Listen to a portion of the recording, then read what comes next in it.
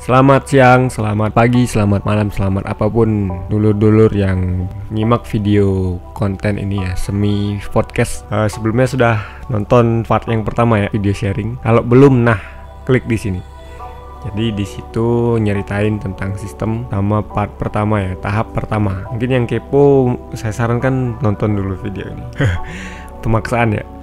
Oke, di sini di part yang kedua saya sharing. Mungkin di akhir-akhir video yang part pertama itu kan saya ngejelasin cuman 6 jam setelah divaksin sama 30 menit setelah divaksin. Nah, di situ saya tidak merasakan efeknya apa-apa, kecuali lapar ya menurut di video. Nah, namun di video kali ini saya lumayan banyak sharing tentang vaksin di tahap kedua. Salah satunya saya diundur dulu.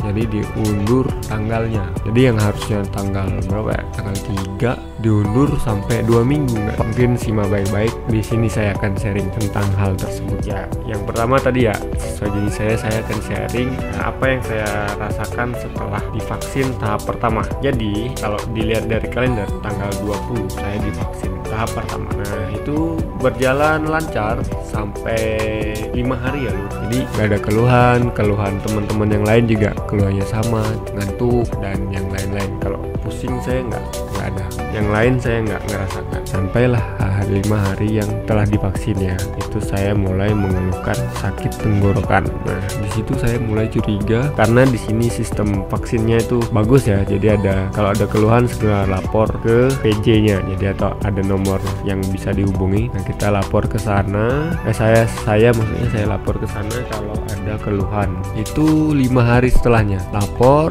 nyeri tenggorokan, kemudian disarankan untuk periksa ke puskesmas. Jadi vaksin tanggal 20, tanggal 25 ya bener. Tanggal 25 saya kontrol periksa kan. Dikasihlah obat anti nyeri tenggorokan sama vitamin.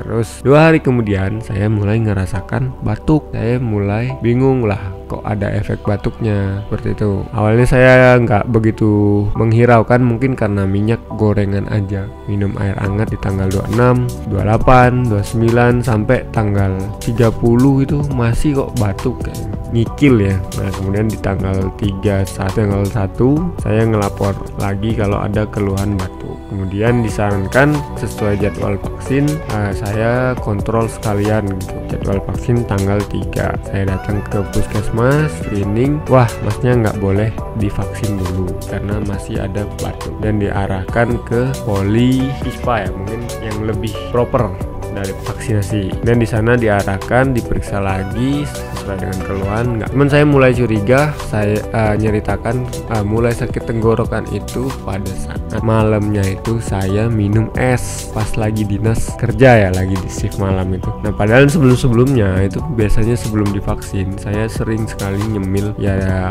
buat cemilan malam gitu, nemen jaga malam kan, makan makanan yang beres, bersoda malah. Nah, waktu itu saya nggak bersoda, cuman air mineral aja dalam kemasan, dan kebetulan dimasukkan dalam freezer jadi dingin. Nah, di situ saya mulai ceritakan itu ke pemeriksa di puskes. Nah, mulai dari situ mereka mulai mencurigai apakah ini ada tanda-tanda gejala konfirm ya. Kemudian di situ saya dikasih obat lah, antibiotik, kemudian vitamin, kemudian apa lagi, alergi. Saya nyeritakan alergi juga. Terus itu selama 1 minggu. Seminggu itu dihitung dari tanggal 3 ya, dari tanggal 3. Jadi kontrol lagi kan 1 minggu kemudian kan, tanggal 8-nya. Jadi obatnya bakal habis di tanggal 8. Saya ikuti aturan anjuran itu, minum obat semua teratur. Nah, mulai hilang kan gejala batuknya, gejala kalau sakit tenggorokannya udah hilang jauh. 2 kali minum obat aja langsung hilang. Nah, habis itu batuknya ini yang saya curiga. Jadi di tanggal 3 saya mulai minum obat, pas di tanggal 6 hari Sabtunya itu udah ngerasa enakan, batuknya mulai cukup hilang kan. Nah, nggak tahunya saya iseng pengen lah nasi padang, makanlah nasi padang. Sampai makan nasi padang ternyata batuknya ngikil lagi.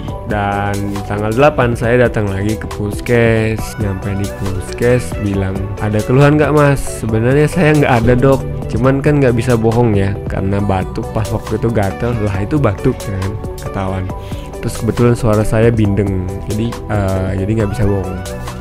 Jadi saya jelaskan masih menyangkal kan, lah ini dok cuman karena alergi jadi saya tuh sering suara saya bindeng. Kemudian batuknya sebenarnya berkurang kataku. Nyampe tanggal 6 itu saya iseng makan nasi padang kok nyalah jadi batuk lagi. Kemudian di meja 2 itu saya ditolak lagi bung.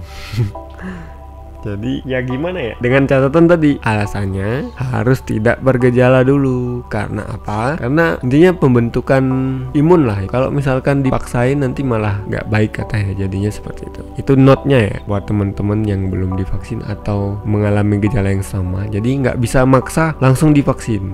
Sebenarnya ada juga sharing dari PJ Paskes, dari teman-teman yang lain juga. Katanya setelah divaksin kedua gejala-gejala yang aneh-aneh itu hilang. Tapi ya bagaimanapun ya saya ikutin aja aturan kan. Dinasihatin kalau diundur itu bukan berarti nggak bisa divaksin lagi, tapi imunnya belum jadi. Jadi ikutin aja, jangan khawatir dan jangan cemas terhadap efek dari vaksin ini. Kemudian diperiksa lagi, dikasih lagi obat tanpa antibiotik. Nah singkat cerita saya udah nggak ada keluhan dimulai tanggal 12 dan sampailah tanggal 15 hari ini. Saya coba datang lagi ke puskes dan saya sampaikan kalau saya siap divaksin. Masuk di meja 1 ya karena ini ya ditolak beberapa kali. Di meja 1 terkendala jelas karena sistemnya mungkin nggak langsung update atau gimana, saya kurang tahu juga. Ini jadinya saya diurus secara manual. Ya logikanya harusnya udah divaksin dari tanggal 3 sampai tanggal 15, mungkin jauh ya. Di sistem udah benar-benar bingung loh, ini kok belum vaksin lagi.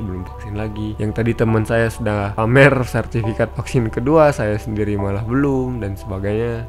Nah, jadi balik lagi ke tadi, di meja 1 dapat solusi, didaftarkan secara manual tahap vaksin yang kedua. Selanjutnya itu pindah meja kedua. Nah, di situ di screening lah. Nah, teman-teman di situ kita jangan khawatir ya, jangan ragu, jawab aja apa yang ditanyakan. Jadi di screening di situ ditanyakan riwayat lagi, keluhannya apa, di tensi, di ukur suhu, terus banyak yang diperiksa lah. Teman-teman jawab aja jujur di situ. Dan saya jawab apa adanya. Saya sudah nggak mengeluhkan batuk dan flu sudah enggak.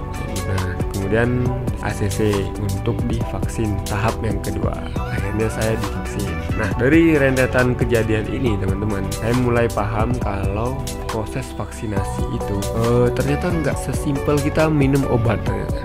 Karena salah satunya ini saya ditunda-tunda ini. Kalau saya perhatikan sendiri di jadwal pola hidup sehat saya yang sehari-hari ya, itu saya perhatikan tidak ada perbedaan sebelum dan sesudah vaksin pola hidupnya. Jadi saya sama-sama kerja shift, pola makan juga ya seperti itu aja. Nah, cuman yang di sini yang saya tekankan kalau selama vaksinasi itu semuanya serba jadi sensitif. Nah, jadi kita harus menekan pola yang di luar pola hidup sehat seperti itu. Jadi ya maksud saya di sini yang tadinya begadang makan minyak-minyakan atau maksudnya seperti gorengan itu dikurangi dulu bos.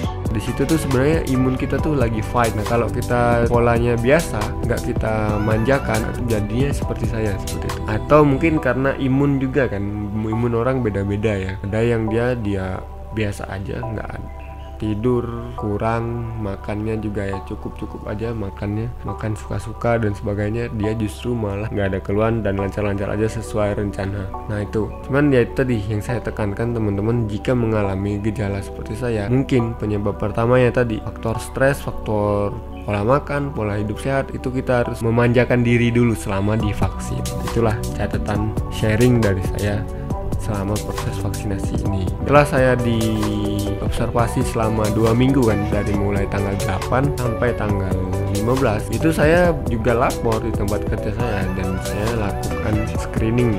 Pertama di ronsen, diambil darah, kemudian di swab aja sampai 2 kali dan itu hasilnya negatif.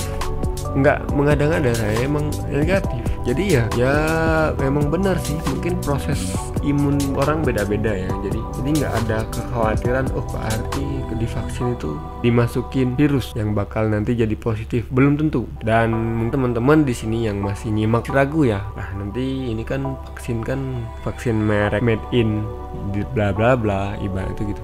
Ini bukan merek dari Paman Sam atau dan sebagainya dan sebagainya. Nah teman-teman jangan khawatir, kalau saya bukan endorse sih, karena kebetulan saya juga petugas yang jadi vaksinator atau yang jadi nyuntikin. Nah di situ saya ada ya di sini di linknya, coba saya tunjukkan.